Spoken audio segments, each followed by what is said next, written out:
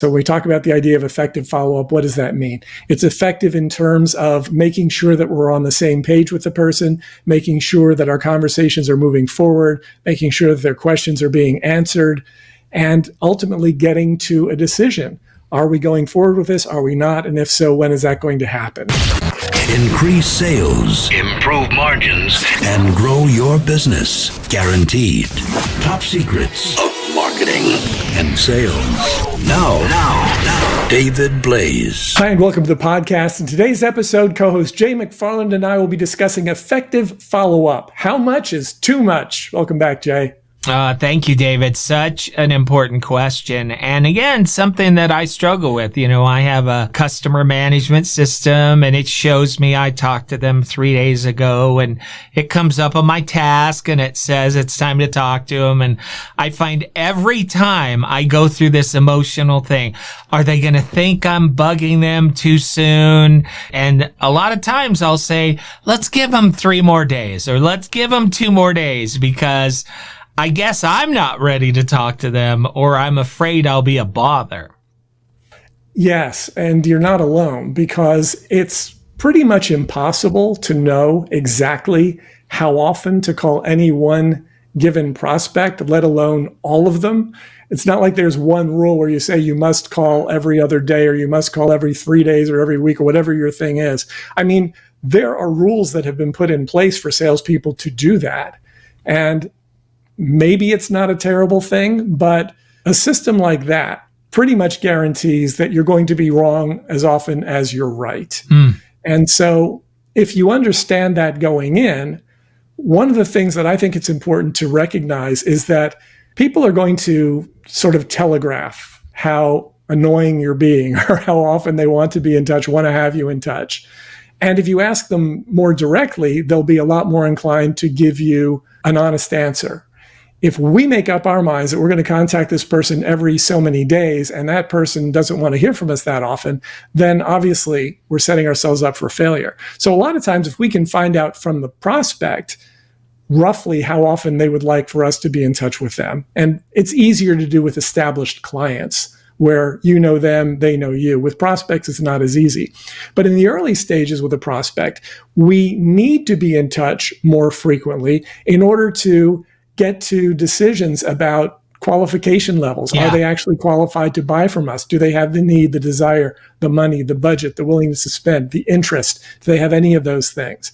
And if we can't determine that in a first conversation, we need to have a second conversation. But of course, their level of interest in that first conversation will also help us to determine, well, how much time should I give this person? And when I think about how much is too much, one of the things that I've seen a lot, and I saw it myself in my own behaviors in the earlier stages of my sales career, and then in a lot of other people along the way, is that since we can't know how much is too much, many of us in sales tend to err on the side of too little contact rather than too much. And we talked about being a pest in a previous podcast. I don't want to be a pest, therefore I'm not going to pick up the phone and call. And the problem with that is that if we're not in touch with them when they're ready to move forward, then someone else is going to get that business. So we have to find this balance of, yes, I don't want to be a pest, but also I'm not going to abandon this person so that somebody else can get in there and get that business while I've been working to cultivate it over a long period of time. Yeah, and it could be that depending on what type of product, there's a time limit as well. So if they don't get their order in within 3 weeks, you're not going to make their deadline. So that could affect how often that you're going to talk to them. One of the things that I've found in my business is to just flat out ask them to schedule a follow-up appointment. We've just had a discussion. I'm going to send you the information. Would you mind if I reach out to you on Friday at this time? And I find that that works very well. I've got that relationship going. We're friends now after 20 minutes, and they're more than happy to set a follow-up appointment. If you're in a situation where you can do that, that's ideal, because once I lose that scheduled appointment, now we're playing phone tag or text tag or something else. So that's always my first attempt anyway. Yeah, and I think that's a really great point, and it's critical, particularly these days, because reaching somebody when they're not expecting you is very difficult. The other thing that it does is when you schedule a follow-up call on a certain day at a certain time, if they're going to ghost you, you'll find out sooner rather than later, right? Yeah. Because Yeah. if you leave it open-ended, oh, I'll give you a call in a couple days, or give me a call after you've had a chance to review the information, you don't know what to expect. Because if you say, give me a call after you've had a chance to review the information, it could take them 10 minutes. It could take them a month. You just don't know. So by doing exactly what you just suggested, suggesting or scheduling a time for your next contact is really the smart move. I think at this particular time in history, to not do that is really setting yourself up for failure. Yeah, and it's hard. I mean, at first I'm like, I'm feeling pushy again, but if I do that after we've had this great conversation, they're saying they want to use me, there is no better time that I'm going to find to schedule a follow-up appointment. If I let them off the line and then later on text them and say, hey, can we set up another time? I've probably already missed the opportunity. So there are moments to strike that if you don't do it, you may never get again.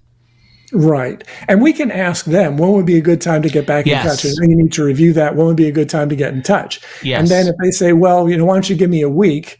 And it's Thursday, you can say, oh, okay, well, should I give you a call same time on Thursday? Yeah. And they can say yes or no. They can schedule something else, but at least you'll have an idea. And that way it also sounds like their idea, because you ask them when would be a good time to get back in touch. They tell you a time frame, and then you just pin them down to a time that's based on the time frame that they gave you. So now it's not you being pushy and trying to schedule a call. It's you listening to what they said and delivering what they asked for. Yeah, I like that. Again, anytime you can avoid being a salesperson and get them to initiate is so important. I've also come to realize that it's not something that I should fear. It's actually something that makes me look more professional and more interested in them, right? And say, let's set up a time. You're interested right now. When can we talk so that we can get this process started? It doesn't make me look pushy. It makes me look professional. And it took me a while to come to that realization. And professional is the key word right there. Because if you think about the way that actual professionals behave, a doctor, a lawyer, an engineer, whatever, anybody that the world considers to be a professional, they're not just going to say, oh, yeah, well, give me a call later. Or they're going to schedule an appointment if an appointment is warranted. They're going to determine the time frame. You're going to get agreement. You're going to agree on the date and the time, and you're going to follow up, because that's what professionals do.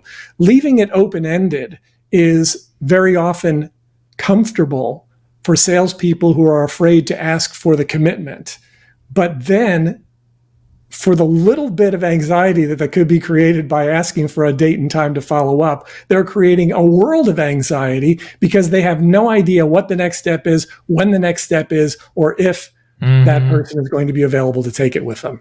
Yeah, and then the other thing I find is that because people can schedule on my calendar without me there, I may fill up. And now when I should be following up with that client, I'm taking new calls. And as we've kind of talked about before, suddenly that person could be getting pushed to the background, and they're the one that I could make the sale with instead of these new clients. So I found that I have to be very purposeful about scheduling that follow-up. Even if they won't set a time with me, I set a time so that it's blocked out on my calendar.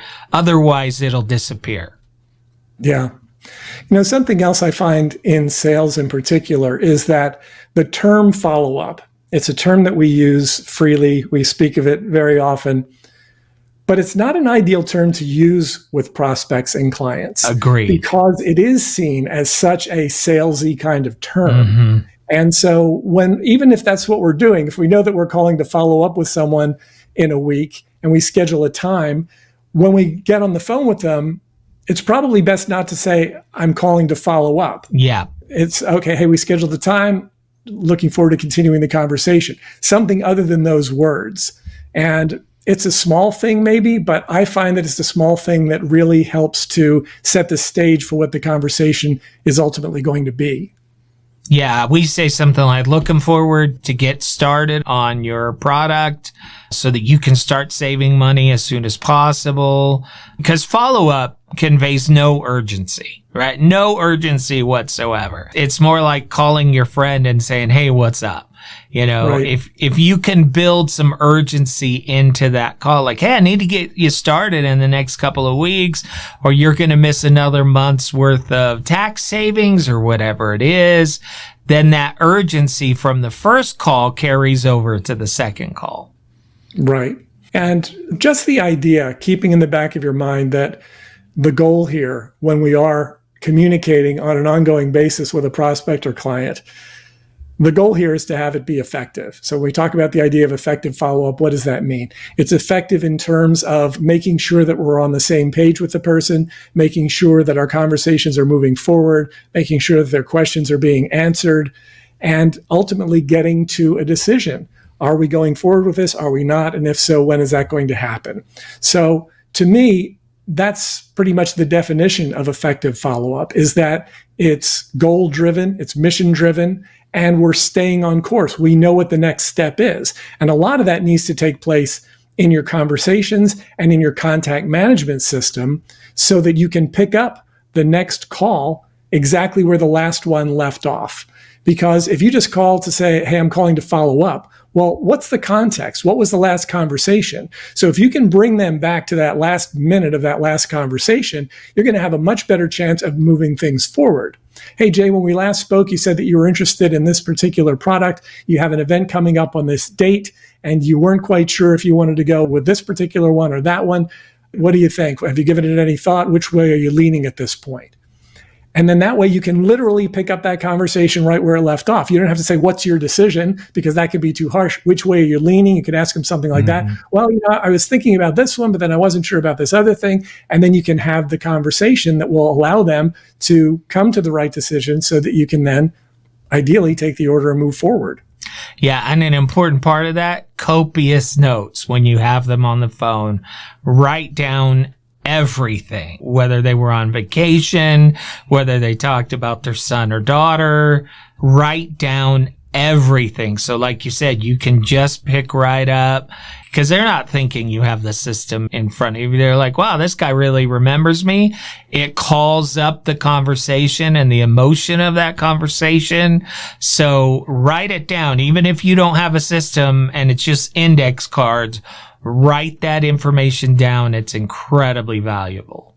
It really is. And so few people do it. And I think people who consider themselves to be great salespeople but aren't tend to wing it, right? Mm-hmm. They think they're so good, I'll just wing it. Yeah. But the truth of the matter is, even if you're a great salesperson, if you do what you just said, if you take notes, if you reference back to previous conversations, if you pick up the conversation right where the last one left off, you are still going to be 100 times more effective than if you're just winging it.